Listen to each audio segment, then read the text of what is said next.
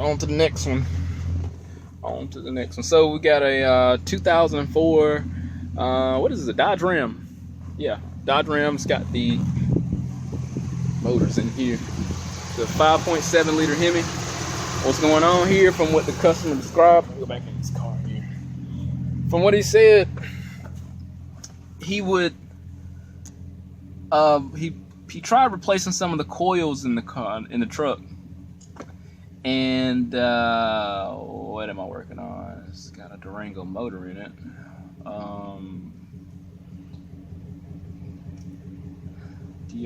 Dodge Ram.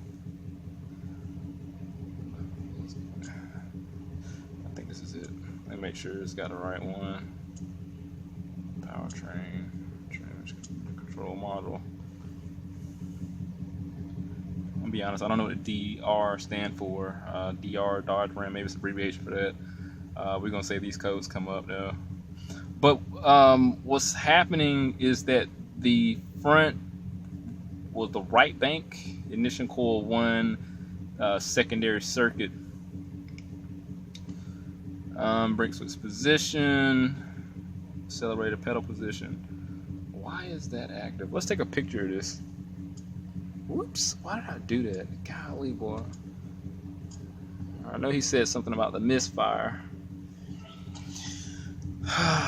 Let's see here. So, number 1, secondary circuit, insufficient ionization. So what could be going on? What I want to do, he said when he put coils in here, it'll burn up and melt the coil. So what I want to do, this is a very simple circuit. And I think it's a high side switch for the ignition system. Let me pull up my internet. Alright, so I'm totally wrong. So let's see here. The brown and white is going to be the 12 volt source here. You got brown and white, supplies volt to fuel injectors. And here's a coil on plug down here. That's 12 volt right there. Yep, going to coil on plug. Alright, so our other wire, the dark blue and gray, is what's going to be our signal wires. I wonder, I should be able to put a test light to it and see if I get a pulsating signal. And if I don't, I'm just going to hook up my scope and see what happens.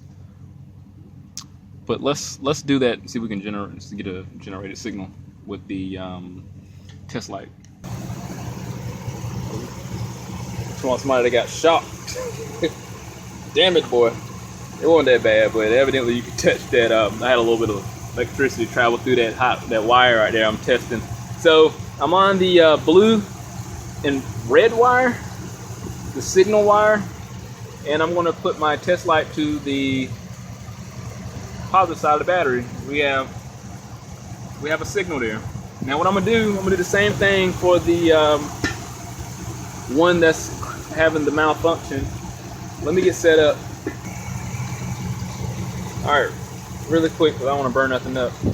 Doing the same thing with the oh shoot, let me get the coil. Hold on. All right, same thing with the other coil wire here. And it stands solid, so yeah, I'm gonna disconnect that ASAP. So that makes sense, and that's what I kind of figured last night when he said the coil would burn up.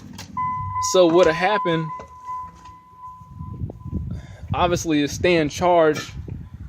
It's constantly grounding it. The signal wire is constantly grounded, so that's what's causing that wire there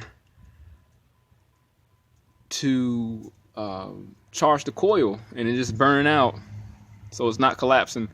What I'm gonna do, find the wires that's going to the PCM right there, and I'm going to pull the connector off and check the wiring integrity there and make sure that signal wire isn't grounded out, because if so, if there's a short to ground, that makes sense for the, of course, doing what it's doing, or if there's a fault with the computer system. So let me come up with a game plan Because the first thing I can think of is just taking the connector off from the PCM first, and then checking, doing a resistance test from this signal wire to ground and see if I have any continuity, and I'll know that I have a short to ground. And I'm going to do the same with the working one. And if I don't, and it's just open, then I'm going to go searching for a short to ground. So let's do that. So allegedly I need to be on C2, which is down here, and I think it's allegedly pin 9. But what I'm gonna do while I got it off is I'm gonna test for a ground circuit. So I'm gonna leave that on the signal wire there, and I'm going to, what I currently have now, leave my test light on positive, which doesn't do anything. I'm going to reconnect the pin. Let me cut the car off. Alright, so I got it reconnected, and the truck is off, but there's still a ground signal. Now let me go to the known good one right quick, do the same thing, and go with it. So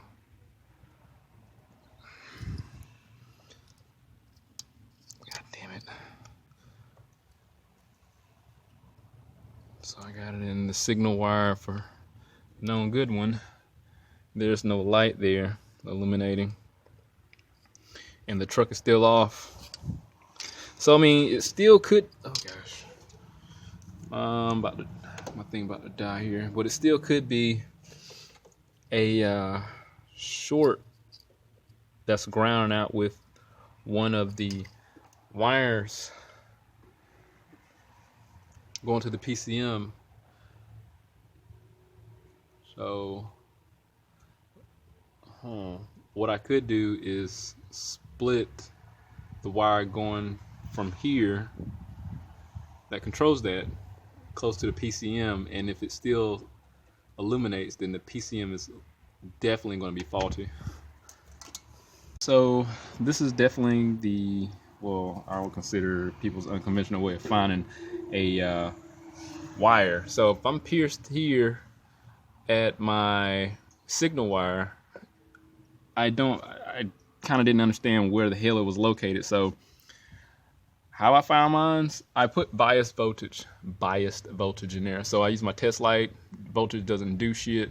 So I got that 12 volts going through my signal wire right here, and it's not going to hurt anything. And I got my test meter here grounded out. So what I did was take my lead here, unless you have a fluke. This one had some issues, so it's supposed to make noise when you do a resistance test. Doesn't do it anymore. So what I do, take my lead, go through every individual one of those pins, and when I see one light up, not light up, but shows 12 volts, I know I'm on the right one. Now, I know I'm connected to it, and how I know, when I remove my lead here, the 12 volts go away. Put it back, and then I got my 12 volts there. So again, it's biased voltage. It's not going to do anything to the system. All right, so now what? I found my wire. How do I know the computer's bad? Well, I don't, but I do know that being that I found the wire, that this wire itself could be grounded.